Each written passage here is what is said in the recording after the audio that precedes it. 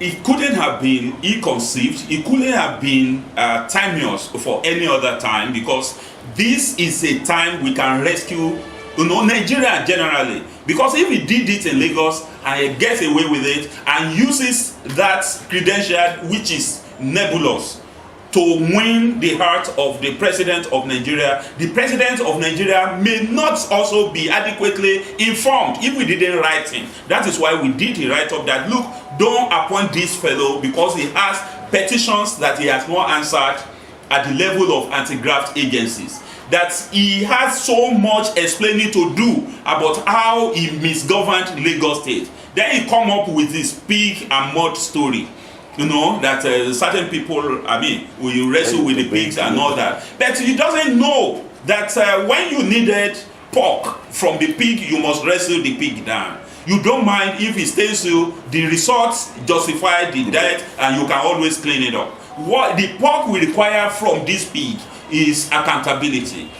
Okay, he should give account of how he spent his days as governor of Lagos State. And what he explained to us how he utilized every naira and kobo that came to Lagos State. He is still that pig that is yet to give us the pork. And we are not going to stop saying it. It's going to be a protest without end, because we have been frustrated out of almost all official quarters. We are working with the people, and the people are asking, give us explanation. That explanation we want to extract. It doesn't matter what anybody says. This is a senior advocate of Nigeria who refused to answer our question when we wrote under the Freedom of Information Act. He wrote back to us that the Freedom of Information Act cannot be operable in Lagos State. How do you explain that? Lagos State was the center of activities that led to the inauguration of that act. Now, Lagos State actually contributed to the process that led to the promulgation of that act.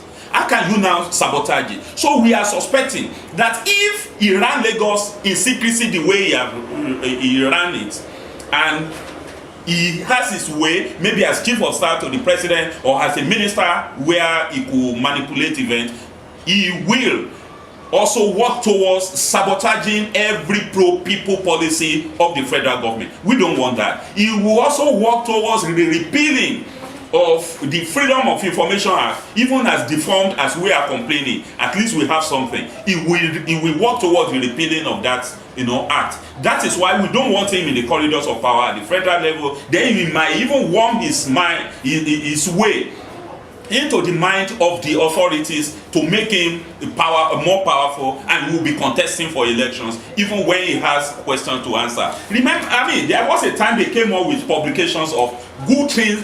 They claim they have done. They claim they have done power project. We showed the world how everybody is now a local government by providing electricity for themselves. The cable bridge, we showed them 2 places where you have plank bridges that join 2 communities together. He claims so many things. The educational system, they want to deceive people by what they show. We showed them so much. They claim they wanted to do the light rail project. He said he would deliver it by 2013. Expressly said so. Up till now, the light rail project is not up to 50% true. Okay, several other claims like that. The marketplaces are burnt down, they rebuild it. Look at what happened to Teju Osho. It is government people, those who govern under him, that own Teju Osho now.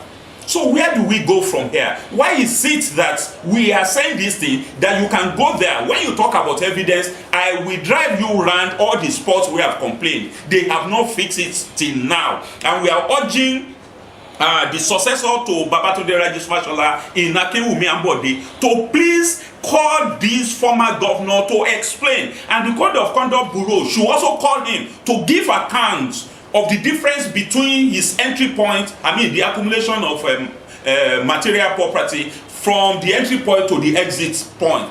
Akewumi Ambode should look at the position of Lagos State infrastructure.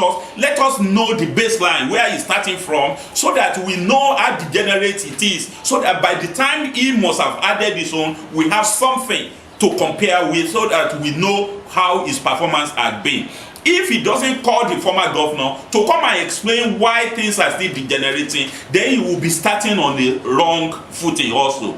That will not help him in future. So we want Babatunde Fashola to come and give account of his stewardship. What are those? Do we need Atlantic City, for example? Okay, if investors even say they want to build it, you know what you are doing.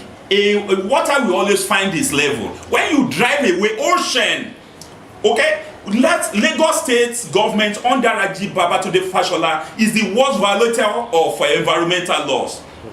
Look at what they did in Lubiri. When you have land in Ikodu, you have land in Ekpe, you have land in Badagry. You didn't develop all those tourist centers. You now reclaim in Lubiri where water could get into. By the time floods come, by the time ocean surge come, is it not our own people that will be ravaged?